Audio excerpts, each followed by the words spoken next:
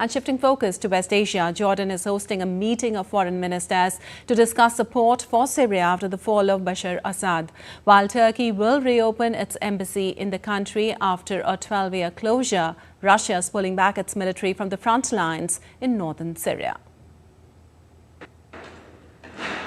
After Bashar al-Assad stepped down, America and Arab leaders are pushing for stable Syrian transition.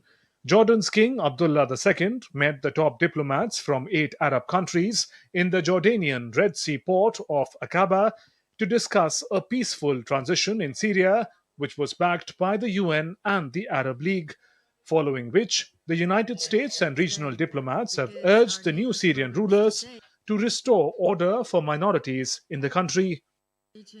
At the conclusion of the meeting, Arab, Turkish and European diplomats have agreed that formation of a new government in Syria must be inclusive and should respect minority rights.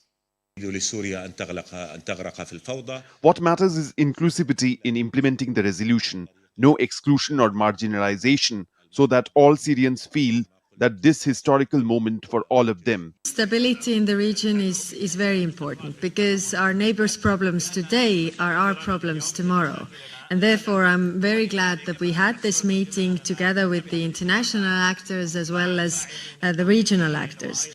US Secretary of State Antony Blinken, after the meeting, said the transition process should be Syrian-led, Syrian-owned, and produce an inclusive and representative government.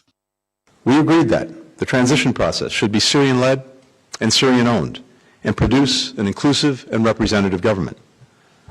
The rights of all Syrians, including minorities and women, should be respected. Humanitarian aid should be able to reach people who need it. State institutions should deliver essential services to the Syrian people. Syria should not be used as a base for terrorist groups or others who threaten Syria's people, its neighbors, or the world. The United States has also made direct contact with Syrian rebel group HTS, which led the offensive that toppled the Assad regime. It is the first acknowledgement of direct American contact with Hayat Tahrir al-Sham. Yes, we've been in contact with HTS and with other parties. We have impressed upon everyone we've been in contact with the importance of helping find Austin Tice and bringing him home. Israeli Defense Minister Israel Katz has ordered the military to prepare to remain throughout the winter in the zone and summit of Mount Hermon.